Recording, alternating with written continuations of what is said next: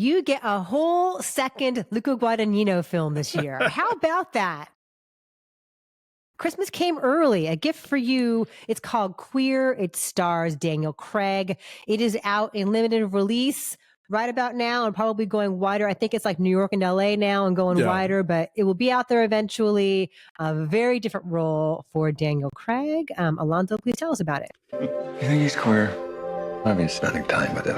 I can't tell. Well, could always just ask. No. I don't think Daniel Craig has played, done a film quite like this. Probably to go all the way back to Love is the Devil with Derek Jacobi, the film about Francis Bacon. It is based on the novel by William S. Burroughs, so that should give you some idea of what you're in for. Drugs and bugs.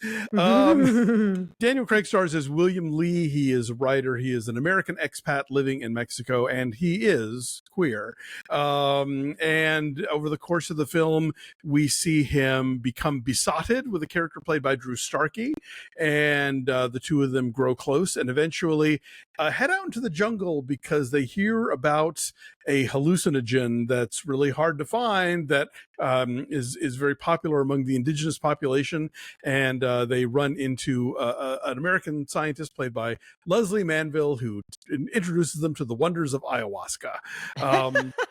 Meanwhile, you kind of get a sense of the kind of outsider artist queer community that exists in Mexico City, principally Jason Schwartzman as a painter, and also my buddy Drew Droege as a scion of an old Virginia family.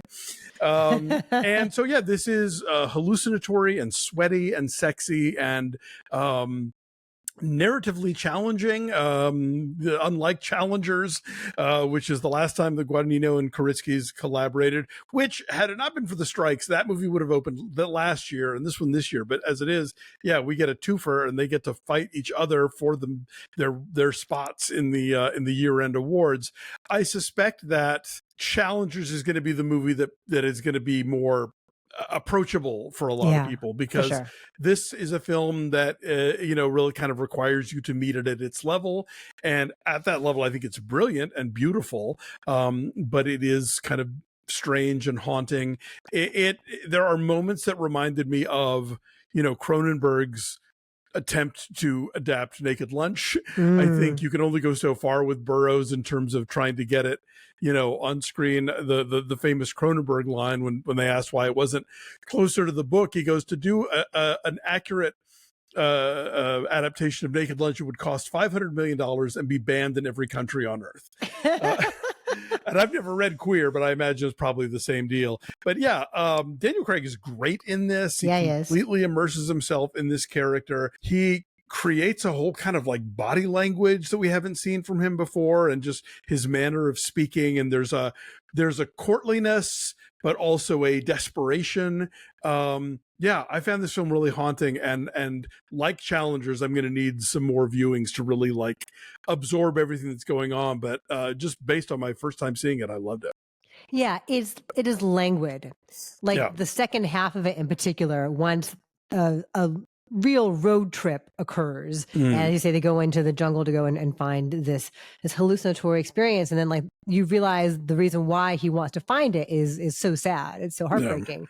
But so the cinematographer is Sayambhu Muktapram, who also shot Guadagnino's Call Me By Your Name and his Suspiria remake, but he also works with one of your favorite filmmakers, Apichatpong Weerasethakul. I'm probably saying that wrong. I apologize. Apichatpong Weerasethakul. Yeah, he's there you go. He also shot Trap this year, weirdly enough. So weird, but it reminds me of that Thai filmmaker's work in that there's like a languid, hallucinatory quality, and just like you just kind of got to get on its wavelength in terms of how slow it is, and just like, oh my God, what's going on? But I found its depiction of that hallucinatory drug trip just mesmerizing. Yeah. And the overlapping use of like imagery to suggest an intermingling of bodies and souls.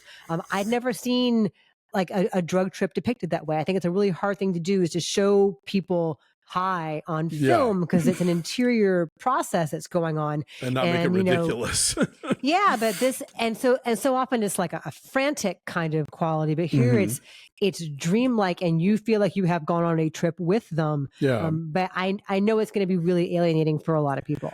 And the film has already kind of put you inside the head of the Daniel Craig character at times, because like there are early moments where he and the Drew Starkey character, where they haven't, become a couple yet, or like they haven't consummated.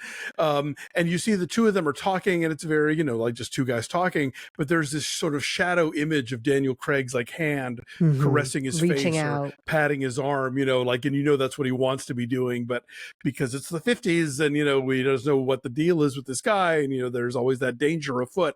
It really captures, I think, that sense of the sort of the pre-Stonewall gay, of like knowing that, you have to deal with the potential of the cops, or with some guy who's going to beat you up or whatever, I think it really establishes that milieu in a way that I think modern audiences will kind of click into and understand. But yeah, you're absolutely right. I think that people have to kind of like adjust their breathing to be in on what this movie's doing. Because there's definitely a shift from Act 1 to Act 2. Act 1 is like bristling with tension and sex appeal and banter, and all those supporting players like your friend Drew Droege and like Jason Schwartzman, who like is unrecognizable at first. Like I did not know that was him, but then I heard the voice, and the voice is so distinctive. I'm like, wait a minute, is that? And so they bring a lot of life to it, as far as being all these like disparate expats, all like looking for love and for freedom and to be able to be themselves in the 50s in this place that is not the United States,